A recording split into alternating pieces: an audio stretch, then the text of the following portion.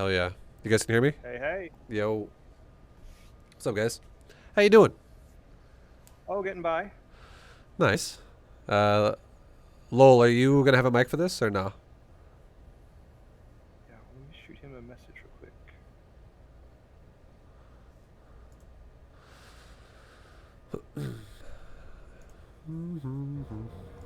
Shot him a message. That's all good.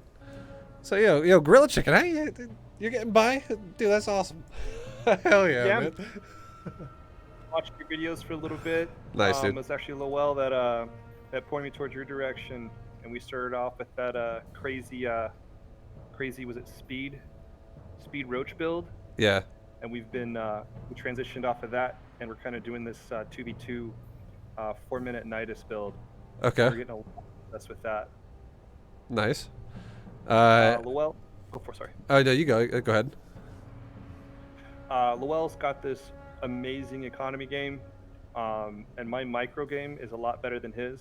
And so, like, I'll do a lot of like harassing and stuff like that for him, just to talk to you a little bit about us and our team. Um, so, like, that's kind of like our dynamic. We build up by micro, and we're just looking to improve. Yeah, that sounds good.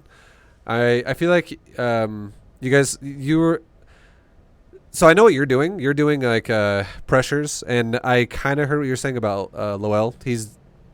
I assume he's assisting you in the pressure. I didn't really hear everything you said about what he does. Oh yeah, Are you able to hear me? What's up, man? I'll let him talk. Sure, sure.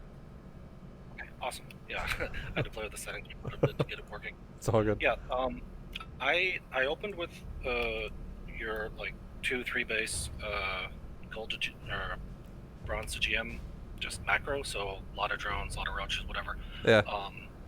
And so what Gorilla Chicken is really good at is doing a lot of harass, a lot of zerglings, some mudas. I introduced him to Niduses. He loves Niduses. Yeah. And for a long while when we were doing the 2VTs, he would do the harass, and ideally he would do a lot of like gimmicks like proxy hatches or whatever, to kind of distract them for the first couple minutes, and then I get my 60 drones, 70 drones, and then I have the economy and I just roll them with hiders. Um, so the first batch that we have has me doing that, and I built up this huge economy, but I keep losing my army. So I end up spending a ludicrous amount of money just losing armies, Yeah, yeah. which is difficult. And then the second video we have was just us doing a double nidus just to see how that worked. And the transition from that into a normal nidus doesn't work. So basically, get a handle for like, I guess, mid-level play with a bit of micro and having a small macro framework, if that makes sense. Okay, so you guys are playing double Zerg the entire time, right? Correct. Yes, sir. Okay, so I don't know why. I think I was reading chat, and for some reason I thought you guys were Zerg and Terran. like someone in chat talked about Terran, and for some reason I had in my mind you guys were playing Zerg and Terran together. Anyways, We are you do what? Sorry. double Zerg, yes. Okay, yeah, it's all good. Okay, so that's we could talk about some ideas about how you guys are playing it out, and if we jump into a replay, we can definitely like, look specifically at like how you guys are kind of developing it, and I'll give you some ideas of how to perfect it. But in general, I feel like team games in StarCraft 2 have like there's like synergy that needs to be had, and you guys have really, I would say, three ways to play it out. The three ways would be you guys both play greedy defensive. That's you guys both basically macro. Then you play for the longer game, and that would be something that would utilize more like creep spread, queens, static D, shit like that in team games. Because like your bases are so wide open, you kind of have to like really spread that creep fast together. One way you guys could play is you both play double aggressive, and you could both double nidus, like you said, some shit like that. That would actually do, if done right, that could do great. And then the other way, the final way, is like a hybrid build of the two, where depending on how aggressive someone is, you would think about it like in terms of like a balance of a scale. Like if someone's going to be hyper aggressive, your teammate should not be safe macro. You should be hyper greedy. And but instead, if your teammate's going to be like harass based, like not full all in, but they're just going to harass, it should be, like safe greed. Like you want to balance like what both of you are doing. So if you have a balance, you just do the complete opposite. So if one player is going to be really aggressive really early, one player needs to get really greedy really fast, and you just have to figure out a way that's going to synergize for both of you, and We can talk about specifics about how to make that work if that's what you guys want to do. If you want to have a build like that. But yeah, that's generally how it goes for the best success for, like, you know, if you were to kind of just generalize team games in StarCraft, not only 2v2, but this also includes 3v3, 4v4, everything like that. But yeah, I don't know. We can look at how, like, the specifics of your guys' builds, and we can get the framework down, I guess. So Awesome. if you guys are on Battle.net already, just go ahead and send me a message. And if you don't know how to do that, all you got to do is open up the Grandmaster list, and you can send me a message directly that way, super fast. I can tell you how to do it if you don't know how to open it up, though. And yeah, also, by the way, don't feel, there's a lot of people on this call right now, okay? I get that. And if you want to say something, feel free to interrupt me and say it. I do not mind. I want to make sure you guys get the most out of what you're getting here, and you, like, get all your questions answered. So if I'm rambling on, just stop me from talking if you really want to ask a question. Appreciate it, man. So you talked about Grandmaster list? Yeah, so all you got to do is in top right, just left-click your little avatar portrait. It'll open up your profile. And then on the left side, where it says ladders with a little arrow on the side of it, click that button. And then the exact same spot, hit Grandmaster again. And now you'll be looking at a big list. And right now, I am on my Protoss. I'm rank 187 on this account. So you can send me a message that way. Easy peasy. I'm at the bottom. Fuck yeah. Hey, there he is. Yeah. Just right-click my name, and there you go. Yeah, I haven't actually played Zerg on this account this season. So now I gotta be at the bottom. Okay, request to join your guys' party. So you get whoever's the host, you guys can make the game, like host the replay with watch with others. And then before you start it, in the lobby of the replay, right-click my name in there and make me lobby host, and then I'll start it so I can control the timer. Easy peasy.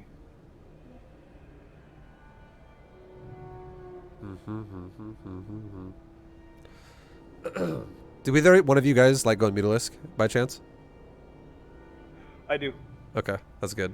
I don't know a good transition from the 4-minute Nidus, like Ling all in, to the Mutas. So it's something like I piecemeal into, and it just feels like so slow. I just like never enough gas. Yeah. I would say Mutas would be for the macro player or for the player that's playing safe. If you guys are both playing safe standard, one of you guys could go Mutas, and it would be good. But if whoever's all-inning should definitely not go Mutas. What if we both go all in? Well, then neither one of you should go Mutas then, because you're just going to all-in, and the game will end before it gets to that phase. Gotcha. Oh, for a second I thought you were playing Macromancer. He's another viewer of mine, but it's not, unfortunately. All right, so we got. I'm gonna look at your guys' perspectives. This map specifically. So there's also a bit of a balance degree when it comes to picking your strategy. For Zerg, you can kind of circumvent this because of Nidus Worm, but in general, if you guys look at the base setup and you go, okay, well, we both share a base. There's like a shared ramp, shared bases. This is a worse map to all in on. It's much easier to all in on maps that have separate bases. So if there's a completely different main base area, then you go down a ramp, you walk across some ground, you walk up a new ramp, and you're in the other guy's base. Maps like that are just way better for all-ins. Maps like this, it's much easier for the ally to reinforce the other guy that's getting attacked. However, if you guys do both all in on a map like this and unite us, it could work. But even then, it's probably going to have a higher chance to fail. So I would just say, if you guys only want to play all-ins, obviously you're just going to do it every game, and you could get it done with Niduses. But if you want to have some versatility or some variety to your play, this is definitely a weaker all-in map, just because of the reasons we just explained. May Raja go like the path to victory. Yeah, it's got like this long entryway that you can either like contain him in, or you can use it for your own defense and stuff like that. And I really enjoy that. Yeah. You. My favorite thing is to contain just everybody else. Yeah. Throw some creep in their face. Fine. Yeah, that's good. I like doing that too. It's good shit. I like your guys' overlord spreads already. Like, it looks like one of you is going to the right side, one of you is going to the left side. It seems pretty basic, but I you know, some people don't do that, so I like that you're doing it. I would love it if you guys both go to the exact outside of the base where the mineral lines are for both of them. That'd be like perfect. You guys are both still full droning, this is great. And it looks like you're both going to go for probably like a fast expand, which is all good. Now, here's something I would recommend, okay? So actually, I'll see if Gorilla Chicken, if you do it. So you go pool. Okay, so. Now, if you go pool first, in general, I'm going to just throw it out there and say I am not the biggest fan of you going pool first if your teammate is going to go hatch first. And the reason why I say that is because you're going to do absolutely nothing with this pool first. And if either one of you guys did get attacked, like, let's say one of their players or both of them were all-inning you, like with an early proxy or whatever, it doesn't matter because you both can reinforce each other right off the bat and you'll be fine. So if the point I'm trying to make is you're just setting yourself behind by going pool first here. It's not going to actually change anything for you in the long run in terms of like something being positive. It's just setting you behind. Gotcha. So Gotcha. yeah, I would say if you both really wanted to go pool first, you should both do it. And if you were going to do that, you both should do something like a 13-12 and straight up all in somebody. And again, that kind of a playstyle would work better on maps that are separate, isolated main bases. So you guys can both just speedlink overwhelm one guy while the other guy can't even help him. And then if he tried, he would walk in the middle of the open and you guys can speedlink surround him too there in the open rather than having to break through two different doorways. Because you could just eliminate one player that way. So if you're not going to do... what are you going to say? Oh no, just expressing. Oh. Okay. Yes. Okay. Yeah. Sorry. So, yeah. So if you're not going to go for a style like that, neither one of you should go pool first. Both go hatch first into pool after. Like 17, 18, 17 or something. Like hatch, gas, pool. So you go hatch like right after pool. So definitely just go hatch first. Because now your hatchery's going to be behind by like 25 seconds. Or like 20 seconds. I think we were still like low gold for this one. It's all good. And we like in the matter of like 48 hours, we jumped from silver, I think was it the plat 2. We finally got like our synergy together, and it just you'll see through this one. So like our build through this is probably like a really big mess. But like the next video is we're synergizing a lot more. Yeah. We're thinking about what we're doing and. Okay. Yeah, because look at the supply. Like I can't build an army right now. Great pool, but what can I do? I got no gas. Yeah. Well, exactly that pool early is just, like it slows down your hatchery, and now it's gonna displace your queens as well. Like your queen hasn't even started either, so it's just one of those things where it looks defensive. It looks defensive, but there's no need to do that when you guys are playing a 2v2 like this. And even in 1v1, you don't even really need to go pool first. It's more of like a. It's like this is more like one of those things where I would say you only really would want to go pool first if your intention is to be aggressive. Otherwise, just go hatch first. Players that go pool first defensively are usually much higher level, and they know how to play from behind because that's what you put yourself. If your opponent does not all in and you do go pool first, you're behind. That is not great for you. So I guess my question here is, what would you really be defending with? If you get attacked? Yeah. So, yeah, go ahead. I was gonna say, like, if you guys both went hatch first, and let's say both Terrans proxy racks you, you would actually have a stronger defense if you go hatch first than if you went pool first. Because the reason why is because you will get 2 queens out faster per each of you, and you will have creep at your natural faster for both of you, and you will also have the ability to then add in, if you really needed to, like static D faster. You can group your queens up faster. You can actually fight back faster. But no matter what you do, if you go hatch first or pool first, you're not going to have speedlings. You're not going to have overwhelming amounts of lings. And if you don't even know that either one of them might be all-inning you yet, like right now, like you have no idea if it's happening. If you just start making lings randomly and they just both sit back in their base and they wall off and they make economy, like they both make a command center or something and they just have the ramp walled, and you have these like slow lings. And you have, like, let's just say, like, one Zerg has, 20 drones, and the other Zerg has 15 and 10 Zerglings that are just slow lings right now. It's just, It's pointless. It doesn't do anything for you, and it's not, even if they were proxying you, 10 slow lings with no creep aren't going to do shit to Marines. Like, you need creep to be even have a remote chance to defend anything like that. So the faster, like, look, because look at both your naturals right now. One player has creep, one player doesn't, and the one who doesn't is the one who's more exposed to where all-ins would be coming from. Like, they're not going to proxy, like, on the right side of Blue's hatchery, because that's a full wall in right there. It's like enclosed. If they did proxy, they'd probably do it like near the destructible rocks above the red expansion, Gorilla Chicken's expansion. So if you guys don't have creep there, it's impossible to fight that. And if you let the Marines stack up more and more and more, it's harder to deal with it more and more and more by then.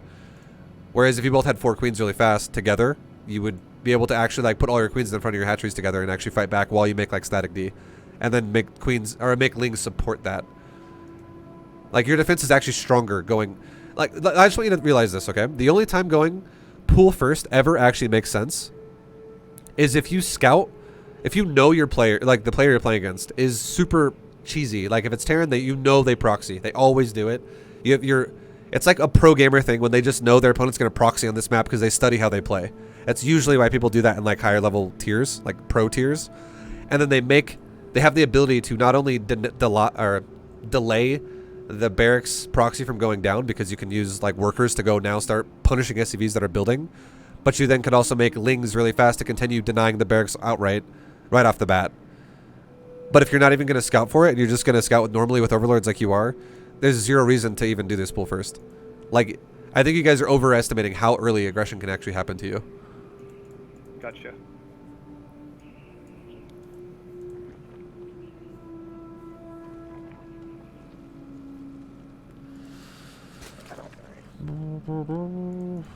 Alright, so one player is going for a very fast Roach Warren, and the other player is making... Okay, so you guys are definitely kind of fucking your builds up right now, like big time. You guys are over it. You guys are both overestimating what can happen. So the Yep. blue Lowell, your build with the fast roaches like this would only make sense if you were gonna go for like Ravager Bust right now, and then Gorilla Chicken was gonna go for like Speedlings and support you, and you guys were gonna all in together. Otherwise, your Roach Warren is way too early. You're never gonna be able to make roaches properly with this kind of a build at this point in time. It's just like, it's so expensive right now, and if neither one of you has the idea to go for an all-in, I would say you both should be taking like either faster gases and going for a layer faster, or you should be taking a faster third. One of those choices would be better, and you could delay your Roach Warren until like a full minute from now, because not only does the Roach Warren cost a lot and the Evo Chamber cost a lot, they cost together 225 minerals, but it also removes 2 of your drones this early in the game, which is a massive deal, because those 2 drones could be saturating on your natural base right now. So you're losing a fuckload of economy when you do it this fast. And then if you're pairing that, like, so again, this looks like a very all-in Roach Warren. And if you pair that with Gorilla Chicken's Spine and Spore in his main base already, like the earliest air unit Terran can throw at you would be over 4 minutes in game time. We're talking like 4:15 or something like that. Like, it's going to be much later than this. And then the Spine Crawler is like, that might help you deal with the Reaper. Like, that's really realistically all I could think of that would happen. Where maybe if he jumps up that cliff on the side of your main base between your natural and main, the Spine Crawler would poke it a couple times and you might kill it if he doesn't run away. But like, that Spine again, same thing. That's 2 drones again. This is a 175 mineral cost to make the 2 static D structures, and you're losing 2 drones again. So right now you guys only have together 40 drones, and 4 of your drones are not mining anymore because they're making structures you don't need yet. So that's 10% of your economy that's just gone. Yep.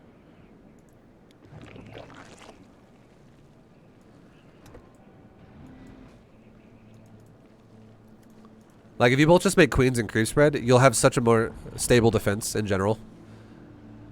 I like it. Red Scout though. I like the Scout from Gorilla Chicken. This is nice. It's not over invested. It's just 2 lings. This is good. You're checking to see if they have expansions. You're not over committing your overlords having to do this, so I like that a lot. Back to your builds now. Like, yeah, you guys' builds are getting a little fucked up pretty hard. Like, now we got an Evo Chamber and a Baling Nest for Gorilla Chicken, and we got a 3rd proxy hatch, or not proxy, a macro hatch for Lowell.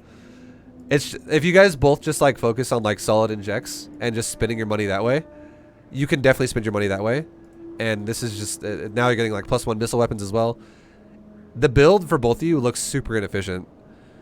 So we'll keep going. We'll just kind of like progress through this and see what your your plans are. Now we have a fast layer, and for blue, and then red is still chilling. Like, notice how there's still not even a queen at the expansion for Gorilla Chicken. Like, this is this kind of shit will fuck you so bad. It will just, like, right now you have 24 drones to Loel's 31, and Loel's not even doing the most efficient build himself by having the Roachhorn Evo and also Macro Hatch this early. So, like, being behind already just because by 7 drones is huge. Like, that's because you're making so much static D, and now you're, you know, in other buildings, so you're making also an Evo Chamber Bane Nest yourself. And like you did make a second queen early, like still pretty late, but like your second and third queen are somewhat similar, but like the second queen you made was in the main base, so it wasn't even injecting a natural either. So you've already missed like 2 injects on your natural. Like you can see your natural mineral line has 4 drones and your teammate Loel has 17. That's not, it's not necessary to be that far behind just for no reason. Gotcha. So for the queens, would you say like just build 1 with each base, or would you build a second queen somewhere? I would definitely tell you guys to both go 17, 18, 17. 17 hatch, 18 gas, 17 pool. When the pool's done, the hatchery will also finish at the same time, and you both should make 2 queens at the same time out of both hatcheries. So you'll both have 4 queens at the same time. Then if you both do not have the intention of being all in, you should both make a queen out of your natural again right after. And what you should both do with that extra queen is you should both start contributing to creep spread. Because the more creep you have, the safer you'll feel, because you'll see shit before it comes at your base. It's like right now, I feel like one of the reasons why you guys probably feel so intimidated and scared about, like, for instance, like the reason why you're making so much static D is because you know you can get attacked, but you're not familiar with the timings of when it can happen. And you're also, if you don't ever spread creep, you'll be surprised quite often being like, oh god, they're at my base already, I need help. Like, they're already shooting my hatchery as we just saw them. Because if you don't have creep, you're never going to know when people are attacking you half the time. Describes a lot of arguments for you. Yeah. But like, for instance, like if you look at like their base right now, like look at the starport. Like one of the Terrans doesn't even have a starport yet. And look at the other Terran who does have a starport. It just finished and he hasn't even made a unit yet. So like these sport crawlers are made at 2 minutes. Like one of them was, and the other ones are made probably like at 3 minutes. And he hasn't even started an air unit, so like that's what I'm talking about when I say it's like super late. Or sorry, the starport's super late, so your spores are way too early. And it just, again, that kind of shit. You're both just getting fucked over with your economies, like hardcore. I would say Loel's economy looks okay. It looks somewhat decent, and Gorilla Chicken's economy looks like complete ass. Do you see how much I lean on you? How much I used to lean on you, bro? we have noticed that a lot in play, where he's very good at the micro, he's very good at the harass, but you know, by the mid game, my economy is just carrying the map until the tech out. Yeah. So what I would tell you guys both to do, honestly, you guys should not worry. Like when you Overlord scout your opponent, or for instance, when you Ling scout your opponent, that's even better. When you send a Zergling scout, whoever does it does not matter. If you look at their base, their ramp of their base, in a shared base like this, if they've built buildings like up the ramp, and by then you still have not been attacked yet, you both should not be worried about getting attacked from like an all-in that's like proxied or something like that. If you do get proxied, if that does happen, you guys will most likely encounter the enemy. If you do a standard build of like 17, 18, 17, you'll most likely encounter like aggression from your opponent by the time when your hatcheries are about to finish or they just finished. So like before your queens are even out, when you're playing standard at this point, and you're just starting queens and you're still making drones, if you're like, oh, look, they have Marines already shooting our hatchery, or a Zealot is walking over here, then it's like, okay, yeah, they're definitely proxied, that this is super aggressive. But if you don't see aggression at your bases at all before your queens have spawned, the chances of them proxying you are incredibly low, which means the chances of them all-inning you are also incredibly low. So that is legit and all-in at that point if that's what their plan was. Instead, what that means is if they're not attacking you that fast, they're doing one of two things. They're going really tech heavy with gas, or they're going for more expands, like they're expanding and just making more economy and then getting ready to explode more supply in the mid game. It's one of those two things. So you should respond in the same way if you're not premeditated doing it all in. That's why I was saying if you both want to go pool first, like really early gas, you can both all in. That's the equivalent of Zerg proxying essentially. Like your guys, that would just equate to you both all inning. But if you don't want to all in, you don't need to make all these units like you did this early. And you don't need to make, you know, all the static D and all these random structures like your Roach Warren that fast, the Bailing Nest that fast. You don't need any of that if you're not going to get attacked right off the bat. But you can still scout with your Zergling and see what's going on, and you could like leave a Zergling at both of their expansions. Now I know this base has a pocket base, but that'd be a great way where one of you guys could use your Overlord, because either one of you could do it. If you just flew up to see the natural on the side of the map, either the top of the map or the side of the map, you both could go, oh look, he expanded. Well, either one of you could do it. And if you go, oh cool, now we know he expanded, it reinforces that you do not need to make a lot of units early. So like you just get tabs on like how fast your opponents expand. And if both of you had the idea where you both fully saturate 2 bases as fast as you can, you could both have 2 fully saturated bases before 5 minutes. And then you could both make armies if you wanted to go from there and do whatever you want to do. And if you want to go for a 3rd base, you totally can. If you feel like you're getting a decent scout off on them to go, oh, look, they're being greedy. They're not going to go all in right now. You'd be totally fine. But one of the things I tried to really make apparent for a lot of people in Beta GM was you can honestly, when you're playing against someone who's 1 base all-inning you, unless it's proxy, you can easily get off 2 base saturation with Zerg and then make, while you start your layer, you can then make your Baneling Nest or then make your Roach Warren, whatever you want to go for, and you could go into a solid defense and you'd be totally fine. Gotcha. So I just want to make sure you guys don't get stuck in this low economy situation for too long, because if I had to give you guys a grade, okay, I'd be like Lowell's grade would be like a B, maybe like a B minus for his macro. It's still okay. It's mostly okay, but there's still some easy hiccups to fix, like these 3 structures in the middle of his base, which are the Roach Warren, the macro hatchery, and the Evo chamber. Those are not needed that early. It kind of just slows everything else down for no reason.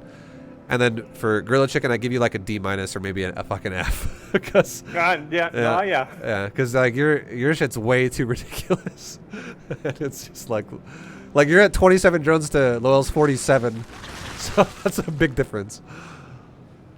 In our later matches, we started figuring out our economies and stuff like that. Yeah. And one of you guys definitely, or both of you, honestly, really need to start creep spreading. Just throw down some, like you have 4 queens right now on 2 hatcheries for red, and if you were to throw down some creep, it would help you so much. Because like you got no creep spread this match. No, yeah, I totally, I mean I don't at this point. It's okay, but I mean I feel like you guys should aim on that. You guys should aim for that. Noted.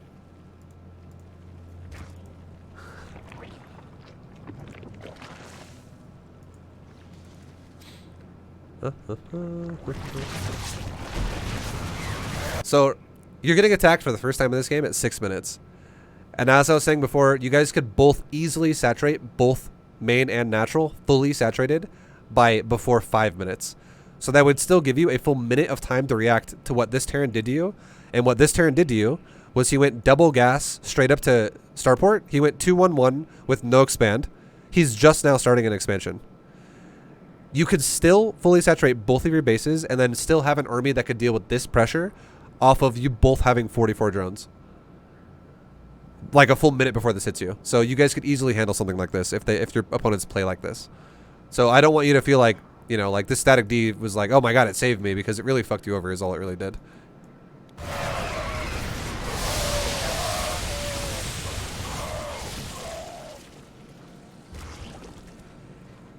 Yeah, okay. Lowell, you're crushing it now. You now went from a B to an A. Your drone count by 6 minutes and 30 is 77. I like it. It's super good. So I think already what I can see from your guys' playstyle is, I would say a great way you guys could play this out is one of you guys could, like, because I'll just say this really fast before I continue. Neither one of you is in the all-in department anymore. You guys have both missed it.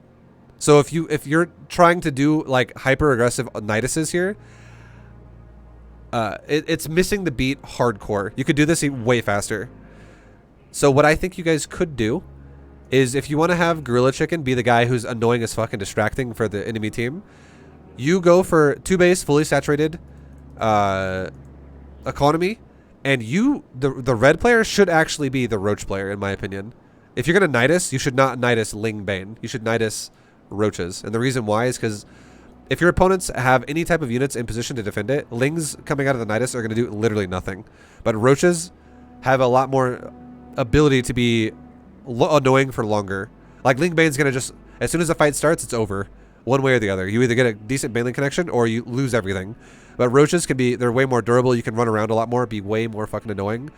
Essentially what that does is it buys you a lot more time so that Lowell can do something with his economy. And then you go from there. And then Lowell, you could go for whatever you want. Honestly, if you're rich, you could do literally anything. You could go back into Roach Hydra yourself. You could go for, you know, mutas. You could go for anything, really. Literally any unit you want. Because you have an economy that is amazing to sustain that. And what, if you're going to play this way with the Nidus for Gorilla Chicken, what his goal would be is not to win the game by himself. It's to delay them from attacking you while at the same time killing as much of their economy as you can. So you guys can both use your overlords to, like, you could even have, for instance, you could have Lowell share control.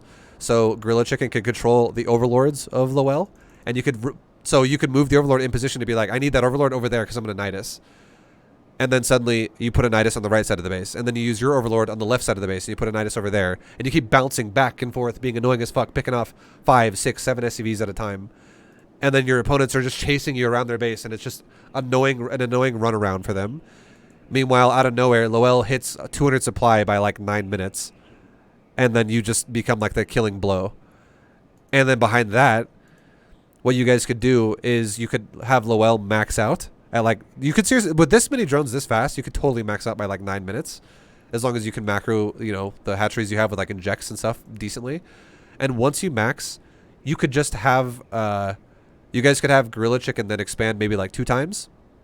Like, do a double expand. So Lowell could just make roaches the whole fucking time while, like, it'd be annoying with Nidus the whole time while Lowell is maxing.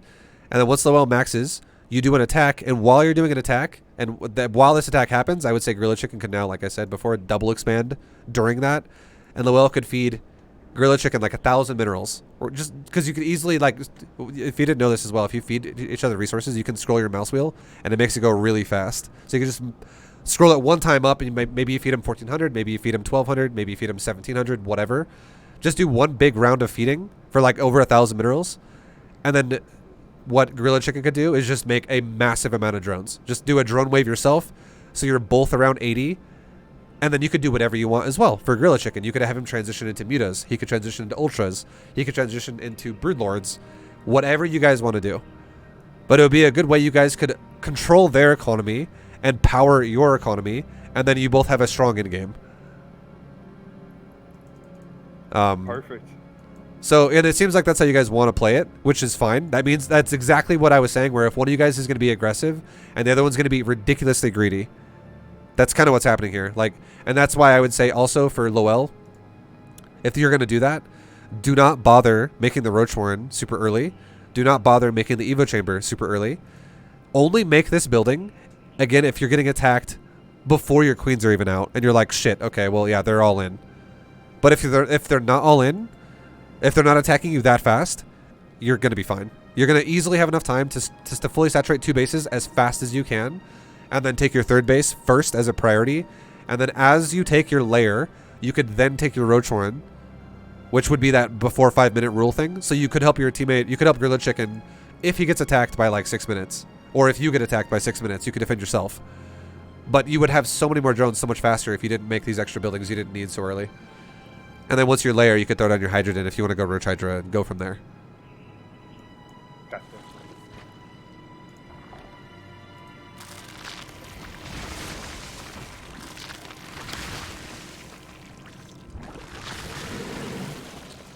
I would highly recommend, though, with the way you guys are playing, just in general, if you guys are both going to play the style, this is kind of a mandatory thing in 2v2. If you guys are both going to play the style of, you know, what we just described, one of you, when you both have good drone counts, one of you needs to go Spire. Because if you both don't go Spire, it's not impossible, but it's going to be a lot more annoying for both of you. Because it's so much harder to synergize your armies together at that point if you're going to go for Supreme late game, if neither one of you has a Spire. Because the maps are not big enough to have a 400 supply Zerg concave. Like, you're going to have a lot of fucked up fights if you both go max, like, Roach Hydra. Or something like that. Or, like, one of you go max Ling Bane, the other one goes max Roach Hydra. It'll just be weird. And, like, for instance, you can see your opponents are just mass medevac dropping you. If one of you went mutas in the mid game, you could easily shut these down. Like, you could actually kill the medevac so they couldn't just lift off and leave.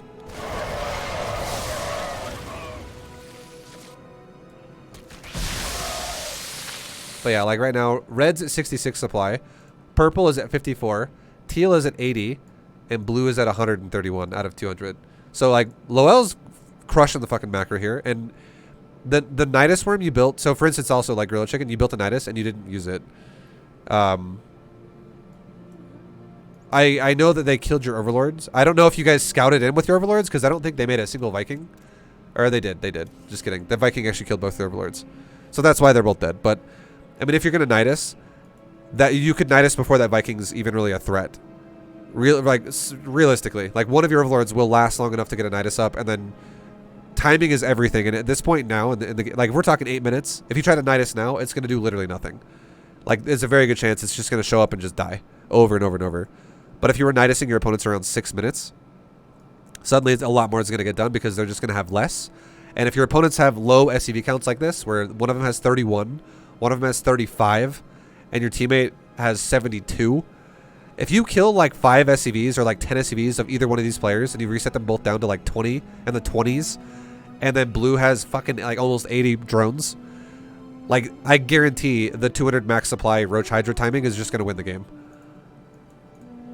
Gotcha.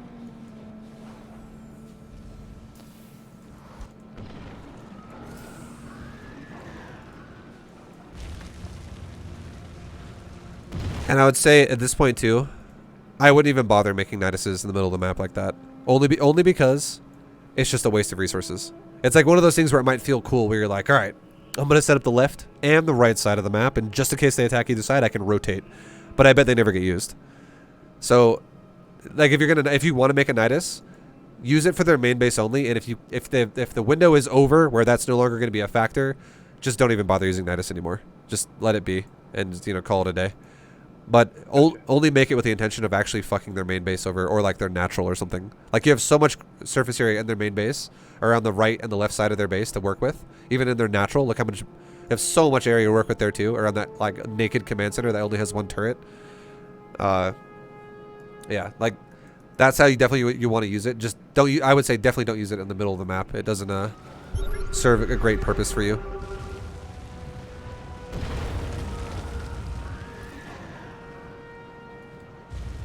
Yeah, this is just like so many Niduses.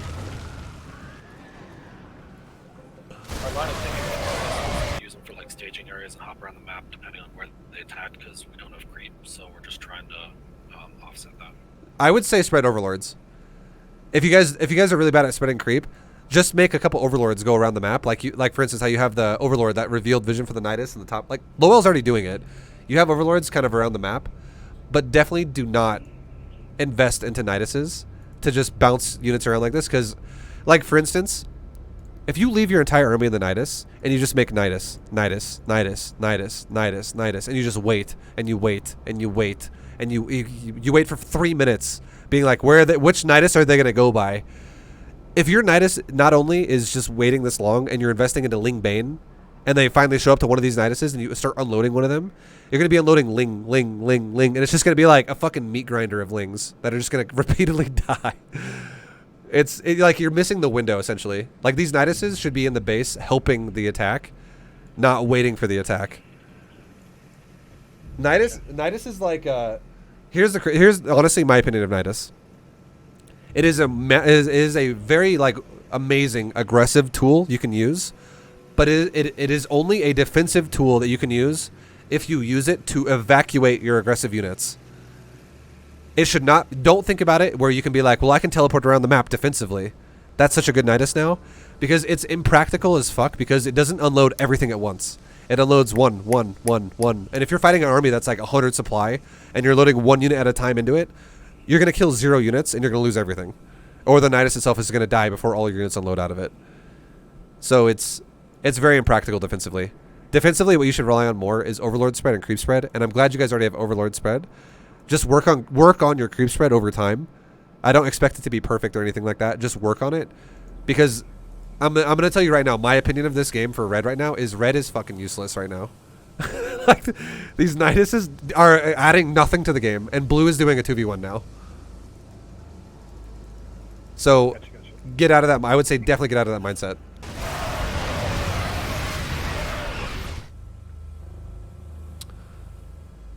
And then that fight, honestly, it wasn't that bad. And look at the Nidus; it's coming up right after. He's like, "I'm coming, dude." No, but so that fight was okay for you guys. I don't mind that Blue's army just entirely died. However, the reason why I say that is because you denied Purple's expansion, so you're keeping him starving. You're keeping him on lower economy. Meanwhile, you have 4 bases. That's great. That's wonderful. But imagine if Red's Niduses were like trying to Nidus into the back of the base at the same time, and Red also killed all the economy in the back with the Lingbane, while both the armies of the Terran were in the front trying to fight the blue army. Like, that would have been, in this situation specifically for what you guys have, that would have been so much more effective, because these Lingbane are going to be just, again, the more the game goes and it progresses on further and further, the more useless these Lingbane become. And now they're all getting unloaded. And just watch these links. They're going to kill 0 units. And your Nidus is going to die. You killed 1 Marine because of splash damage of a tank. And some of the Marines on the left side took 1 Baneling hit. But that was like a waste of like 15 to 20 units, I would say. And nothing died. And then the Nidus is still not fully unloaded yet, because you can't unload that fast. And it just, it counted to nothing. And time, again, is everything, because it's kind of scary if one of your teammates is going to be maxed and your other teammate is going to be like 100 supply or like 120 supply. So I would definitely say I highly recommend what your guys' style would be blue could be your macro muscle of just Roach Hydra, whatever. If you want to add in lurkers to it too, you totally can. And then red could be Roach Nidus, annoying bullshit, and then turn that into mutas. And when you go mutas, if you really want to start switching into like Lingbane Ultra to assist with your muta, I wouldn't say that's the worst idea. So like if you're going to go Roach Nidus, you don't need to go for Roach upgrades. You don't need to go for missile weapons and shit like that for red. You could go mass muta. You could go into Broodlords. The reason why I say switching into Lings after you have muta is not a bad idea is because mutas are extremely expensive on gas, and Lings are free on gas. So it synergizes as well for your own build. And then if you could make as many Lings or as many Banes as you felt you needed if you needed to make them, or you could just straight up make mutas and Lings only, with starting to go into like weapon upgrades on the Spire, melee and carapace upgrades on the Evo chambers, and you could just go straight Hive once you do your drone explosion, and you could go into Ultras or something if you really want, like mutas with Ultras and Lings. And that would be a great way to also have like a supporting force to blue. Meanwhile, blue could just be macro muscle repeatedly pushing with Roach Hydra.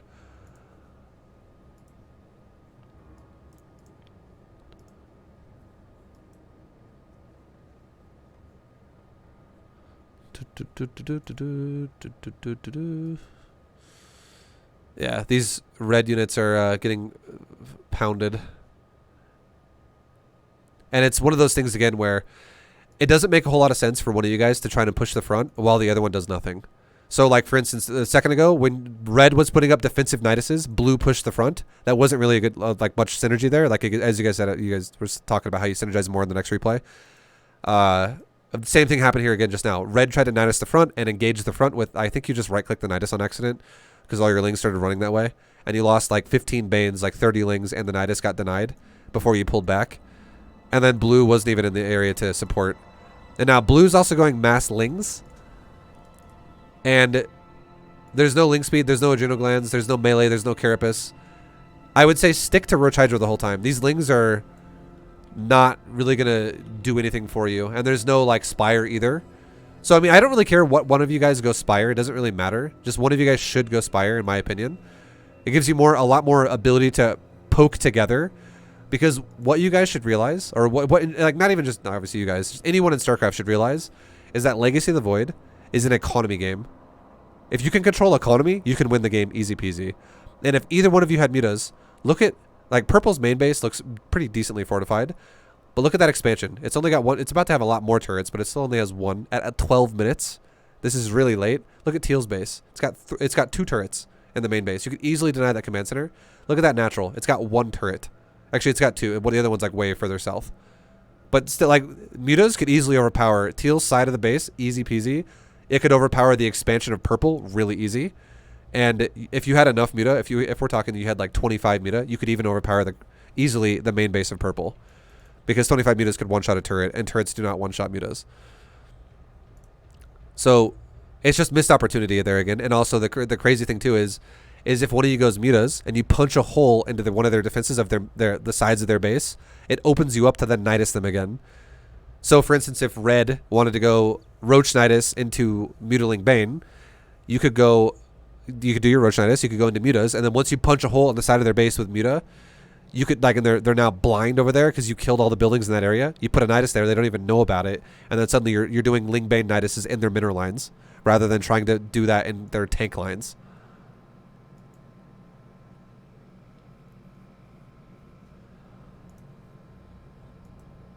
But yeah, I think the blue transition right now into Masslings is not gonna. It's gonna kind of fuck you guys over. Because yeah, that was kind of go ahead. response to just not having any gas. So I just like, all right, I have Hydras now. I'm just gonna make a whole bunch of links. But as you said, I didn't do any upgrades for them, and this is part of the game where I just macro feed this army to them repeatedly. Yeah.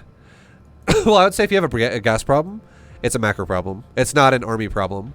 So if you look at like your gas or your natural, you got 2 out of 3 on both your gases. If you look at your main base, you're missing one of your gases.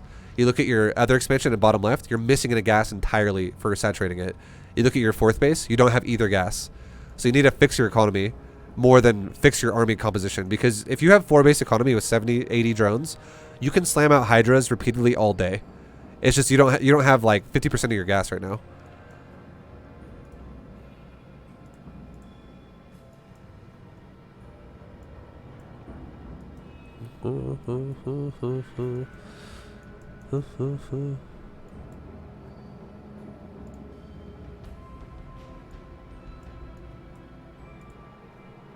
Alright, and then now one of them is going into mass banshees. And again, this is when I think if one of you guys goes Rich Hydra with like overseers, you'd be fine against that. If the other player goes mutas, you could punish these banshees no matter where they go. If these banshees go like to harass your expansions, like it looks like they're about to, in the bottom of the map, the mutas could easily kill all of these. There'd be no escape for the banshees. They would just die. And that, like, I would say that would be an amazing trade if blue loses 16 drones and then purple loses 8 banshees. That is so much more expensive to lose those banshees than it is to lose 16 drones. And you could easily, off of like 5 or 6 hatcheries that you have now, or 7, you could easily just remake 16 drones in the snap of a finger and you're suddenly fully saturated on that base again.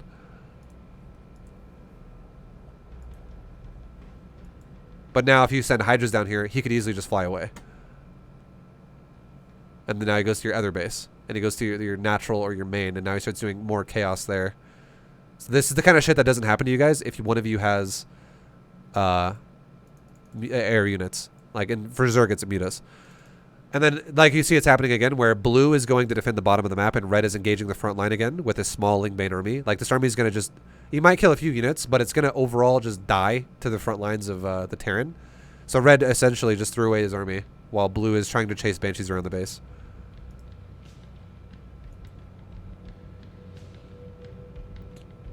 And now you have... one Terran is at 107.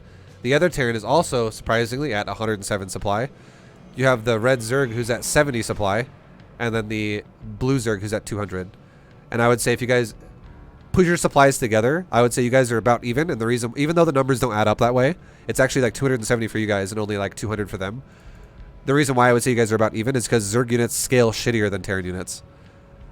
Like Roach Ling Hydra does not scale as well as Siege Tank does. It just doesn't. So their supply is worth more value than yours.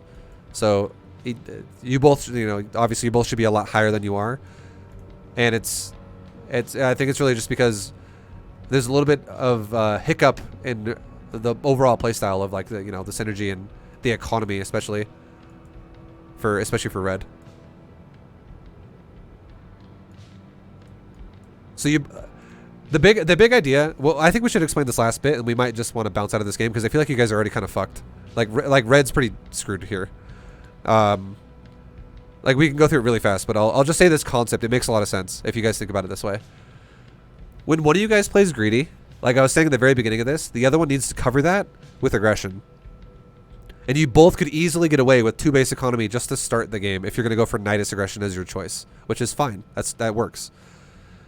But blue is allowed to explode up to like, wow, holy fuck, you're at 75 drones at like 6.5 minutes. That's super fast. That's good. That's super good, especially for like gold level, like platinum level, stuff like that. That is amazing. But you were able to do it because red realistically gave you a window of opportunity to do that while he Nidus pressured. And then as soon as you macro power out a Roach Hydra army, I'm not telling you that you necessarily have to just throw it away, but you could posture around their base, and if it looks like you can take a good fight, you can take the fight. But if it looks like it's like, maybe not going to be the best choice to take a battle there, you could just poke them and not fully commit to it.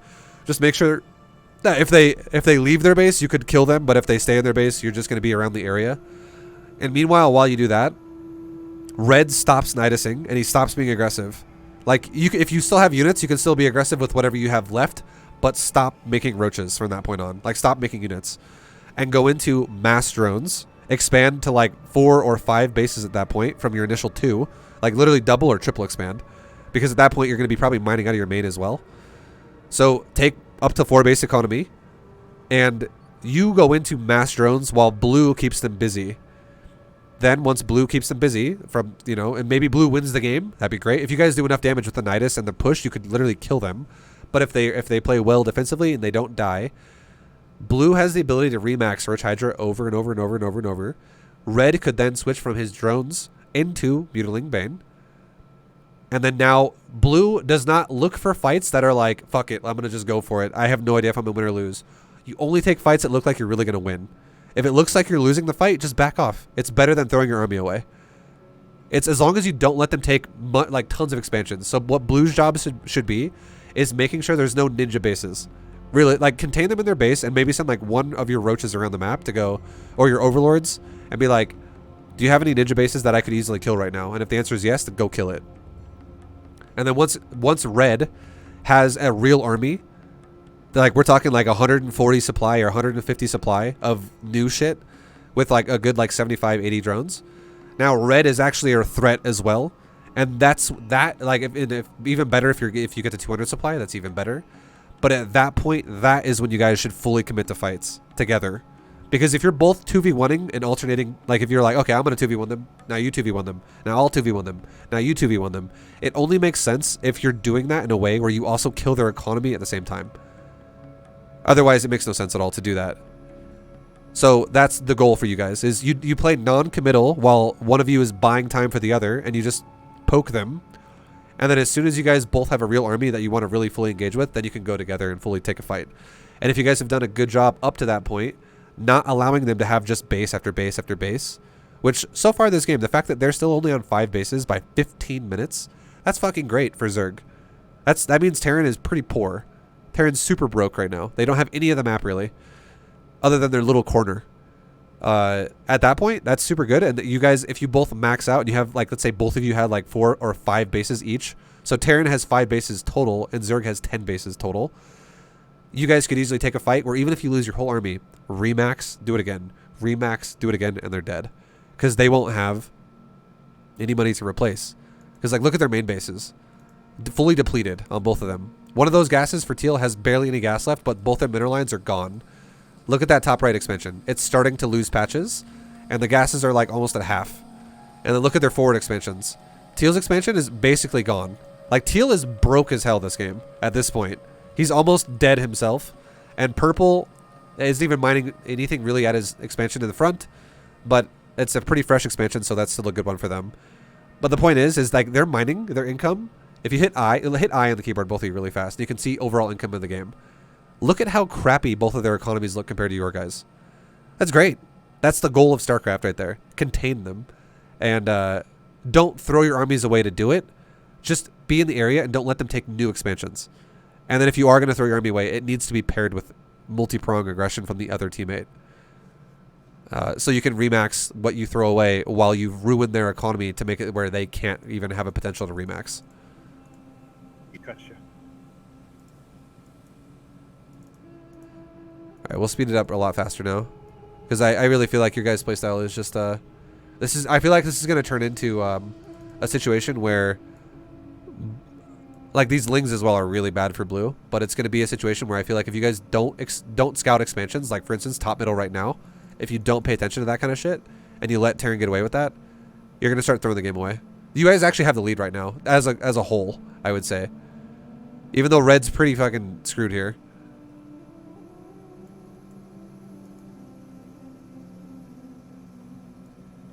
Yeah, you definitely need to scout expansions more. That should be your overall goal the whole time. Always be scouting. Like, and when I say scout expansions, I'm not saying you have to actively always send units everywhere. Like, repeatedly move them around. Just leave a unit at an expansion that is not currently claimed by anyone. Like, leave a unit at top middle, leave a unit middle right. Like, leave a Zergling or leave a Roach there, or an Overlord. Just leave something there. And if you ever notice, wait, what the fuck?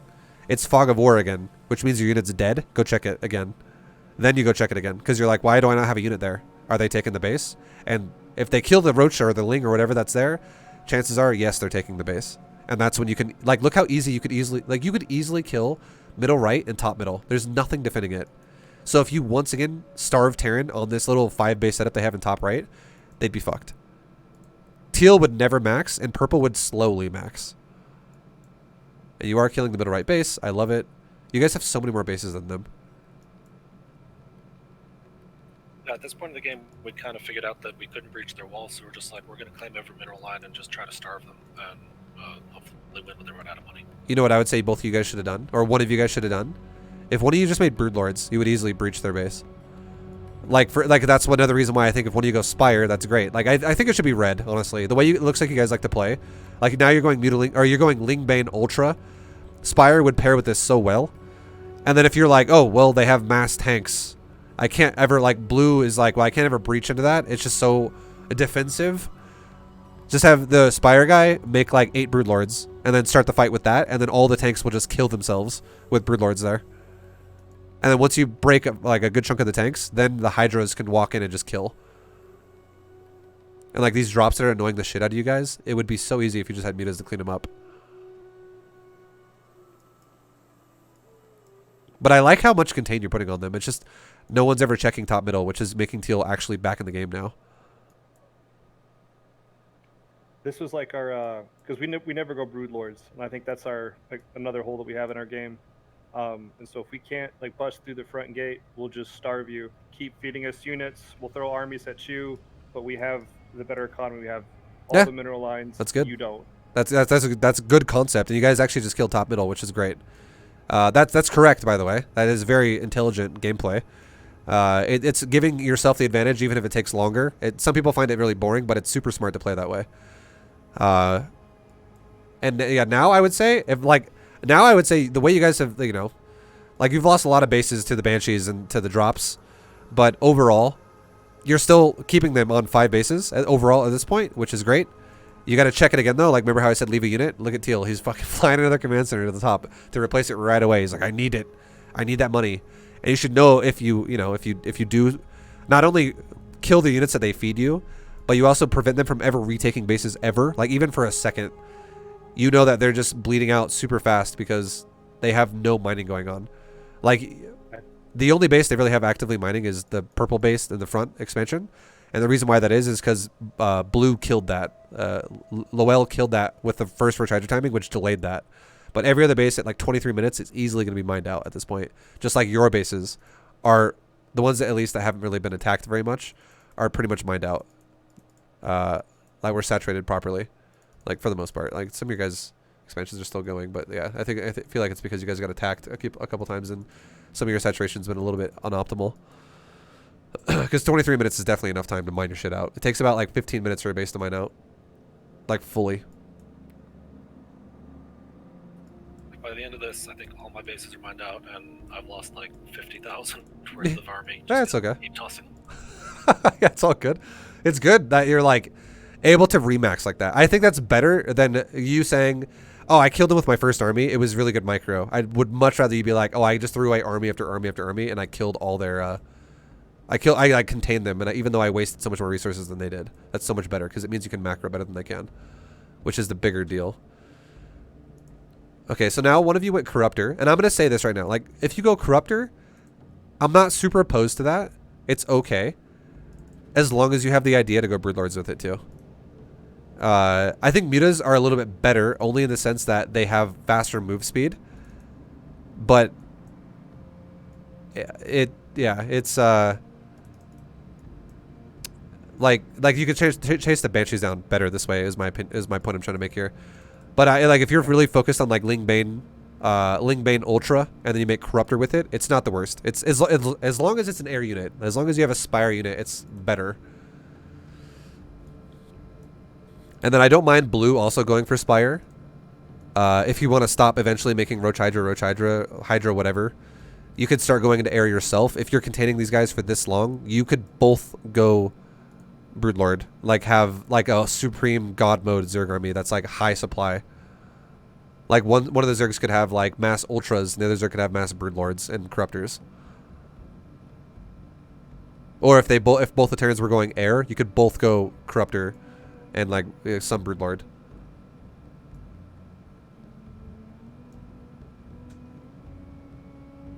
Okay, so now all the Banshees are dead. You guys keep trying to kill bases. Teal soaked up all of top middle.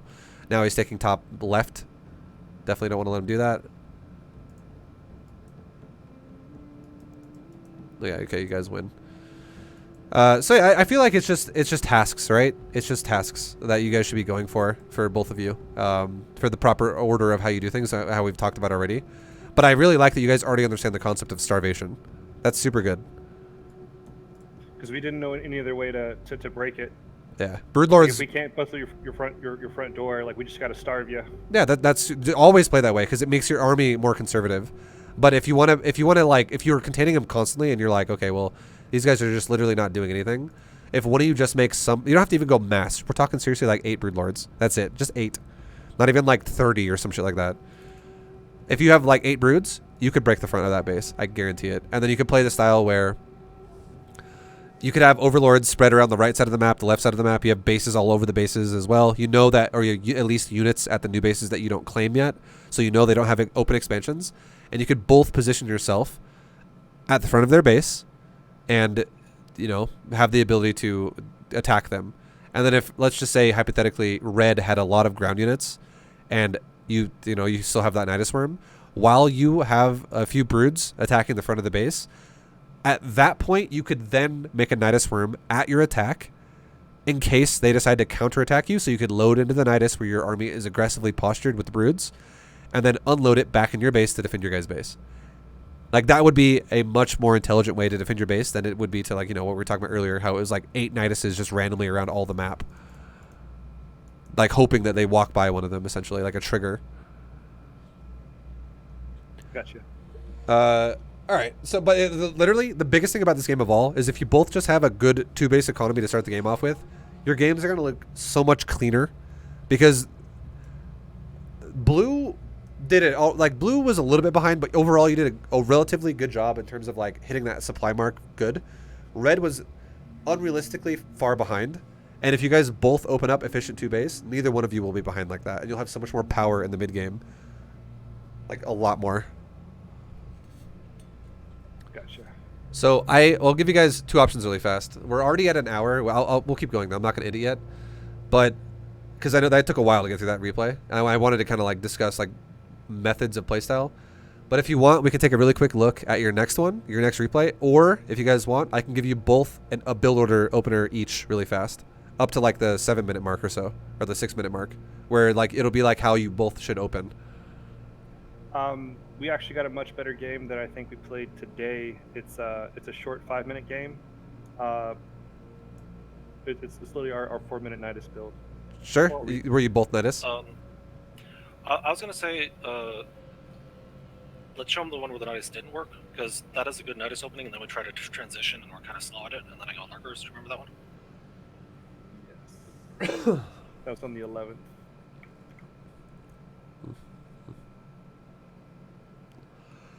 But yeah, we'll go through this one a lot faster, and I'll give you guys just like core concepts and ideas again about what should be happening. But like for real, if your build just gets fixed for both of you, like a bit more, you'll both have such a stronger early game in every game, no matter what you're doing. Gotcha. Lowell, can you back out of the replay so I can host? Yes, one will.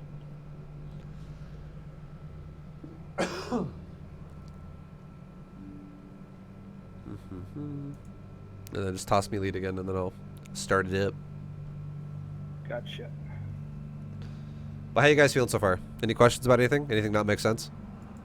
Oh, it's been really informative. Nice.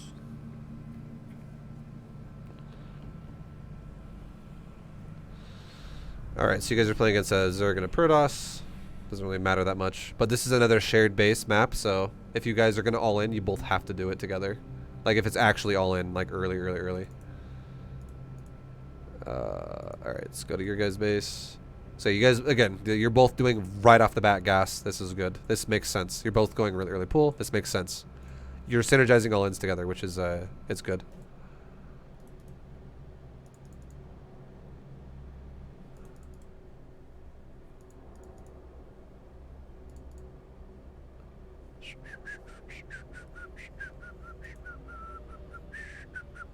And now they scouted you. Neither one of you are expanding, so they're most likely going to play more defensive. That's just common sense for your opponents.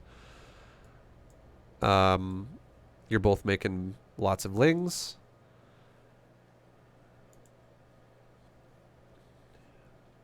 You both make a Nidus. This early, I'm going to pause it really fast to say this.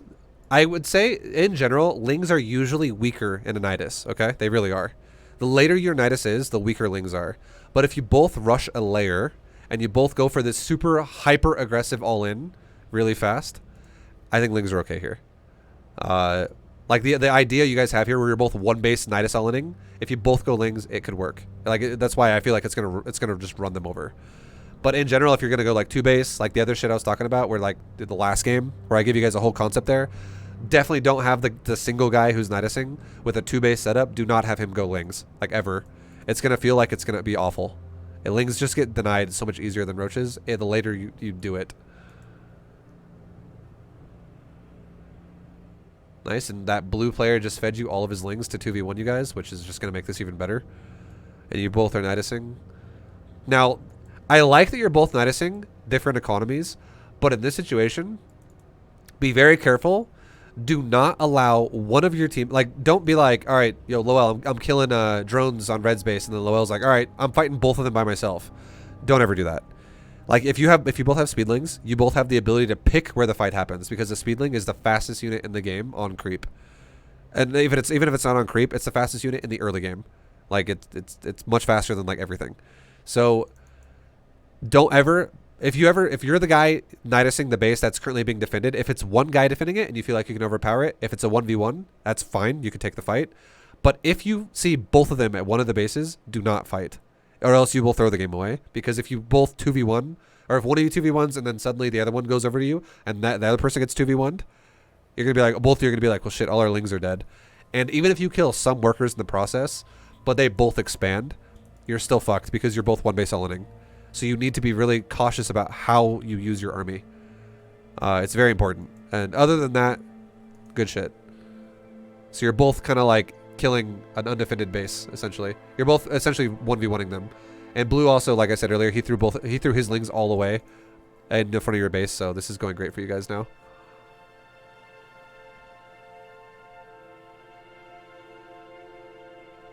But as long as you guys understand that concept, you'll be fine.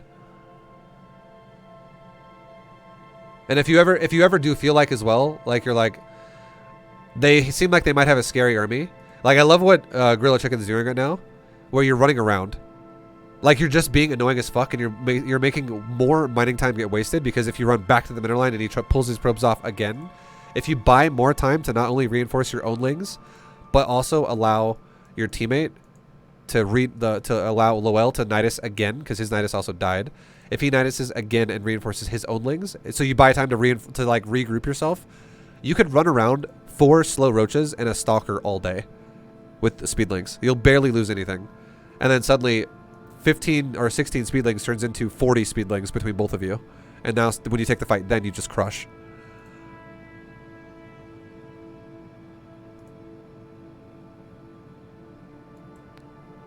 And now he's got Banes. That's a good move by blue. That's going to be harder for you guys to have to deal with. I would say in this situation. So this is actually what I would say I'm not the biggest fan of. Going into this situation now. So you guys you almost killed them right there. You are so close to killing them. And if you guys are going to... This is where synergy needs to be more combined. I like partly what Teal's doing, and I like partly what Purple's doing, but I also dislike what you're both doing at the same time. I like how Teal is not mining gas. I do not like how Teal is making Zerglings. I like how Purple is making drones, but I do not like how Purple is mining gas. Now, here's why this makes sense. If you guys both have the intention to go for an all-in, and you're both making lings, make enough gas for Nidus, and then, you know, you can make a little bit more gas here and there for another Nidus in case your Nidus dies or in case you want to make another one or whatever. But you don't need to emphasize a fuckload of gas. And then you're good. Just make lings. You're making lings together. You're good to go. But the second one of you, not both of you, the second one of you decides, you know what? I'm going to go back to drones now. I don't want to... Like, we did damage. Let's call it a day. Let's go back to drones now. You should both make the decision together to do that.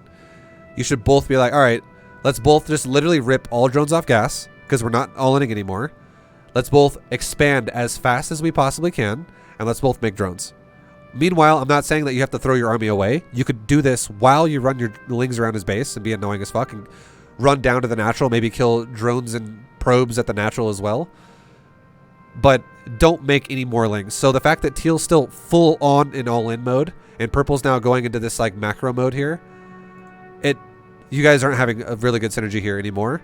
And it's just going to mean that your all-in is never going to work. It's very unlikely that you're going to kill them.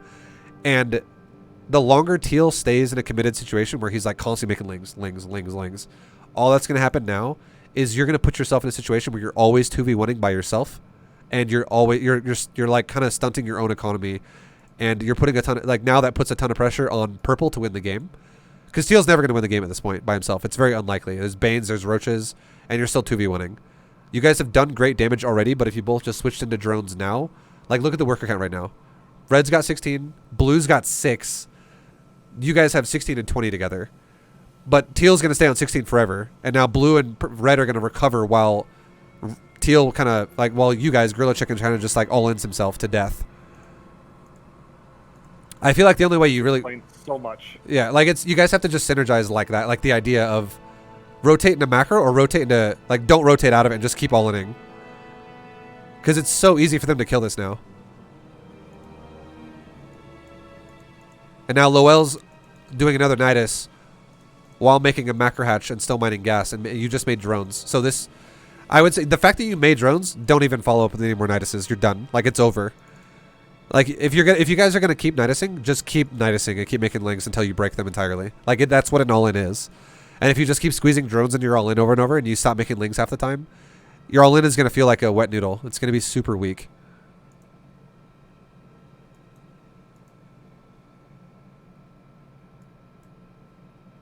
And now check this out. Like, after this next push happens, watch this.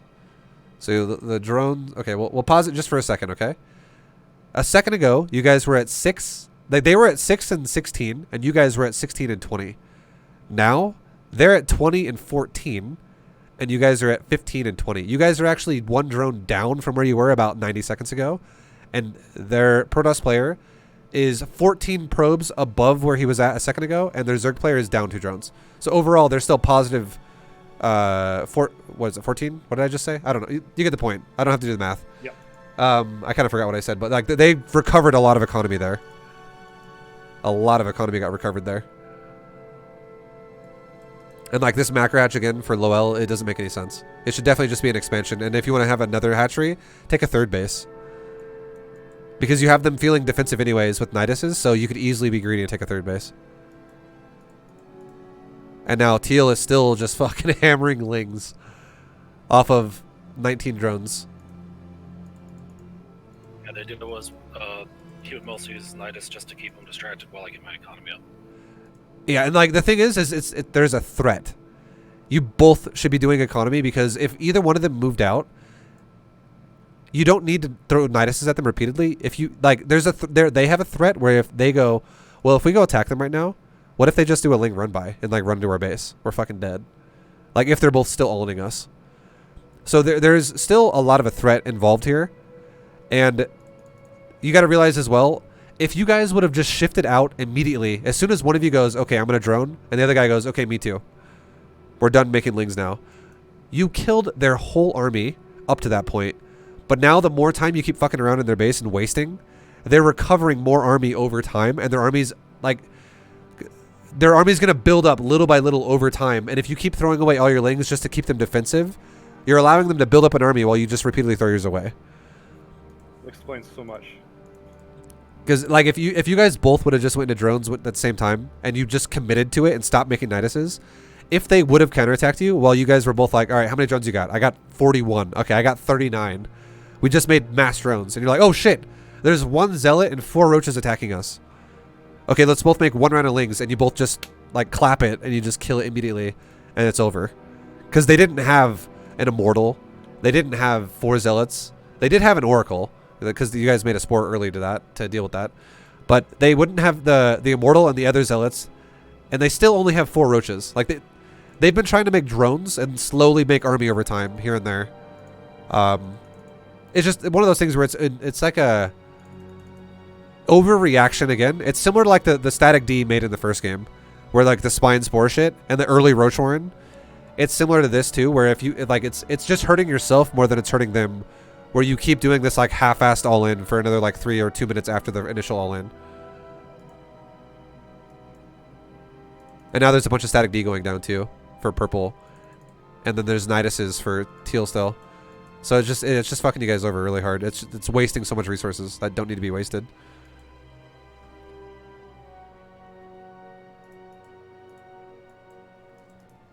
And more Niduses.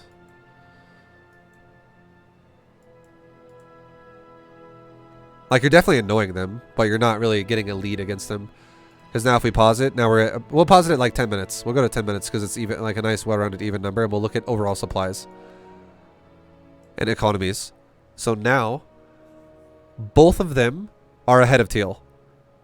You guys were looking pretty like so in the last like 6 minutes or 7 minutes, because you guys like about 6 minutes, around 4 minutes is when your guys' Nidus really like went up in their base. Teal has acquired 7 drones in 6 minutes. And purple has acquired 33 drones in 7 minutes. Or, in 6 minutes, it's been 33 drones. And then they have acquired, it went from 6 to 33 probes, and it went from about 16 drones to 25 drones.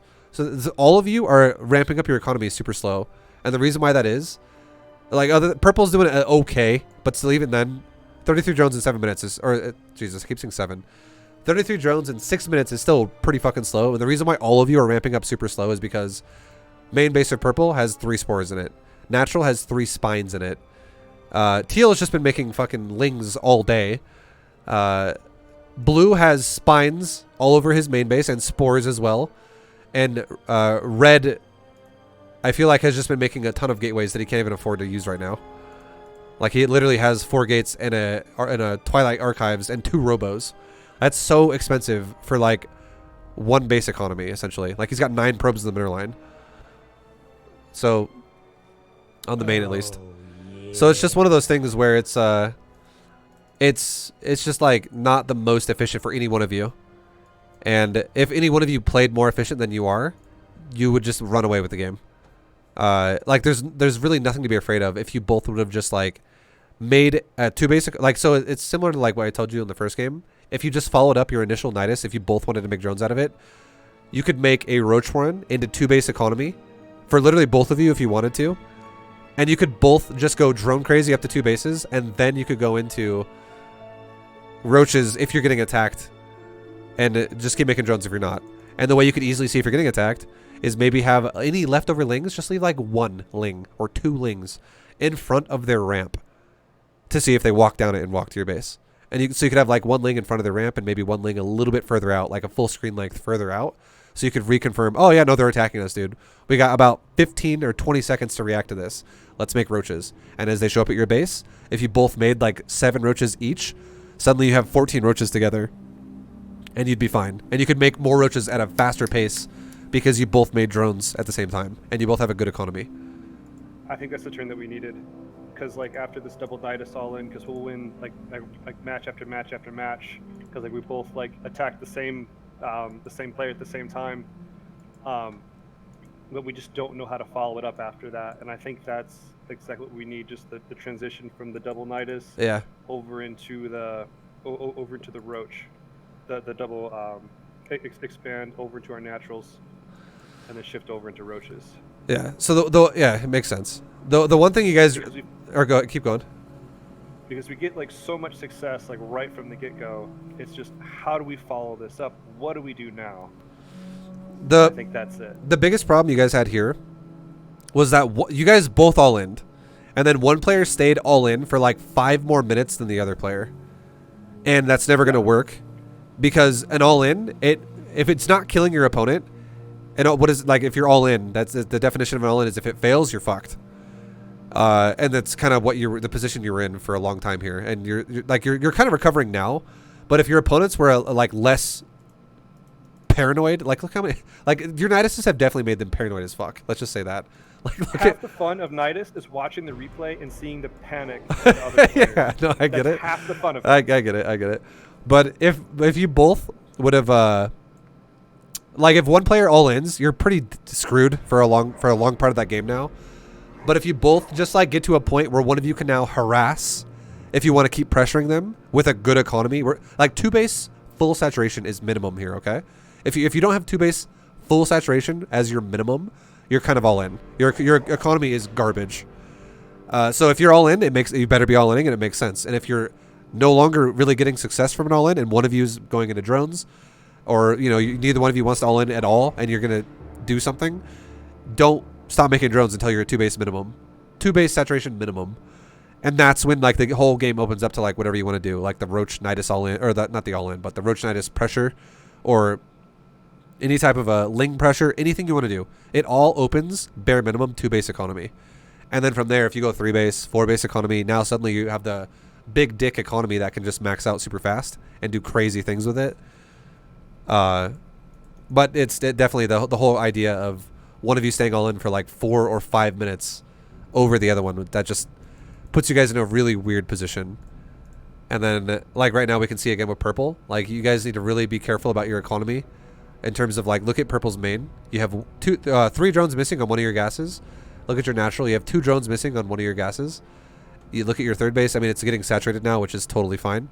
But this is problems that you ran into last game as well, where you ran out of gas because you didn't properly saturate your base. And then if we look at teal, your main base looks fine. Your natural base physically doesn't have enough drones, but you have 2 gases that have nothing going on, and your mineral line's not even fully saturated. And if you look at your 3rd base, again, nothing really going on. Your drone count just kind of sucks. So more assertive droning and more assertive when you guys are going to go for drones, when it makes sense to go for drones. Like this game, we talked about why it does. And then if you both would have just saturated 3 bases at this point, because you both went for 3 base, which I love, which is great. Purple would be easily enough to handle pokes, that like harasses that could hit you, or it would be enough to handle an initial time like investment in terms of if they were both to all in you. Purple could hold off initially what happens while you both just go switch gears into full units, because you're getting all in now, so you need to go full defense, and that'd be fine. A good way to realize that's happening, like I said before, is maybe leave a ling or 2 or an overlord across the map, or a changeling, something that's going to scout to see if they walk across the map to attack you. And if you guys don't get attacked, and suddenly purple has 3 base economy Hydra, and teal has 3 base economy Muta, and you both have like Hydra ling and Muta ling, you guys would fucking crush. Mutas could get in the base and just kill. Like, look at the red Protoss.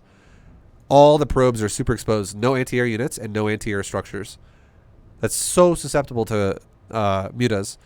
And then if it and also look at both of their armies. Neither one of them have anti-air at all. It's just Roach, Baneling, Zealot, and Mortal. And Zergling. The only thing the mutas would have to worry about is the Spore Crawlers and Blue's base. And once you have enough mutas, you can deal with it then. But yeah. And then so if Teal broke their economy down a little bit more again, that'd be so much of a better investment if you just switched into mutas with drones. So if like you both switch into drones at the same time and one of you goes mutas, one of you goes hydras, that's fantastic. The Hydra player could even go further into like Lurker. So in case they have a massive ground army that's like mass stalkers, mass hydras, Lurkers just shred the shit out of it. If it was Terran and it was mass Marines, Lurkers shred the shit out of it. And this makes it to where the Hydra player can actually 2v1 defensively against anti-air random pushes where the mutas would be really weak. And the muta player can force them into an all-in by killing their economy even more as like the next stage beyond the Nidus all-ins. That'd be a super good way to play this out. Okay. How you feel? How you guys feel about that? Feels good. That sounds like a pretty solid build. Nice. Yeah, you really need to, the biggest thing of all in this game is you just really need to synergize together where you guys have to coordinate. I'm making drones now, dude. I'm done. Okay. Me too. And then whoever is not done, whoever I'm assuming whoever's going to be done is the guy who's going to lose the fight. Usually. That's how it'll go. And if the guy who loses the fight, if he's literally done, the guy who is not dead yet, just try to kill as many workers as you can. And kill any, if they're like, oh, suddenly like one tank spawns by itself, surround it and kill it really fast and then run away. Be annoying as fuck for whatever time you have left. And then also bounce into economy. Like just stop reinforcing lings by yourself. And you guys would have such a stronger game. And then you go to the next stage together really fast. Alright guys. Well, good shit. Good shit. Yeah, man. The rest of this game, I mean, I feel like you guys will probably go into the same thing you did last game, where it's like you guys have the advantage overall together still in this game, despite everything we talked about. Your opponents are playing super passive, but if you guys just play this similar to what you did last game, where you starve them out, you'll still win, because you guys already have +1 bases up on them already as it is, and you're starting to like poke around and stuff like that. But like I feel like the Niduses are a little excessive again, but yeah. So like this is a scary position by purple. I like that you back up. You should definitely back up. You pulled the armies out of position while the mutas go in the back of the base. I would ask though, like, why? So I know there's corruptors in the army, and I would ask why. And if the answer was Colossus, I would say Lurkers could do it better. Let purple handle the ground, while teal goes mass muta. And your goal is to prevent more Colossus from coming out by starving them out by killing probes. Because if you are going to go corruptor, you have zero. Then you're going to go kill economy. There's zero purpose for your corruptors to even be here. Like they don't serve any purpose. You give me too much credit for the Colossus. I just fear carriers so much. I try to get the corruptors out before they come out. Okay. Don't even do that. Like just literally make just make mutas. Like if you see carrier, you can make corruptor as a response to it. But if you're gonna fly around and try and kill probes and drones and stuff, and you're afraid of carrier, just know that mutas are faster, and you can run away from carrier and then make corruptor, and you'd still be fine. But if you're afraid of any unit, if you just kill economy, they can't make any more of those units. And mutas will kill the economy. But if you only have like 8 mutas, static D will even stop you at that point. You just won't kill shit. And that's usually what you keep attacking with. It looks like you keep having like these little tiny mini muta armies, where now like suddenly 5 mutas are going to fly into 3 spores. And that's never going to be good for muta. Like you need to have honestly like 25 to 30 muta in your army when you're poking economy. Like that at this point in the game. Yeah. And now, if like I said before, if one of you just went into like now the Protoss is going carrier, I get it, but now now you could go into corruptor if it came to that point, and if you were if you guys starved them out, they would be fucked. Like there would just be the Protoss would be struggling to just make anything. And then so the purples are. I love that you're going lurkers. That's super good. That's what you should do. Helps you like really control the ground really well. And then if teal went mass mutas initially with lings to just try to kill economy, and stuff like that. And then suddenly you're like, okay, well, they're not dead yet. We haven't won the game yet. How about I just go Corruptor now to punch a hole through the air entirely while you just shove with Lurker? That would be great. But it's one of those things where, again, you're reacting to it way too early, and you're just weakening your mutas in the process of doing that. And if you guys just play the game out again in a situation where you just starve them from this point on, you would crush. And like, it looks like you just broke them, so like you can just straight. If you break them, obviously you can push and kill them. But even if you didn't break them here, if you just made them stuck on 5 bases while you guys have like 8 or 9 or 10, you still win. But yeah, good shit overall. You guys could definitely fix up your gameplay a lot about how we just talked about. But overall, not bad. You guys have a good understanding of like how to starve people out and like go for expansions and like be patient about things to a degree. So, final questions. Any questions for either one of you before we finish the lesson? I feel good. Yeah, it was very informative today. Thank you. Yeah, man. I appreciate your time. All right, boys. Good shit. Good luck. Thank you guys for doing it. And again, I'll post this as a VOD, and I'll just link it to... Both of you guys can send me a message if you want to, and I'll later tonight or like by tomorrow, I'll send both of you a private message that will be like the VOD link, so you can watch it again if you guys want to. I appreciate it, man. Thank you. All right. No, thank you guys. Take it easy. Much love, and have a good night. Thank you.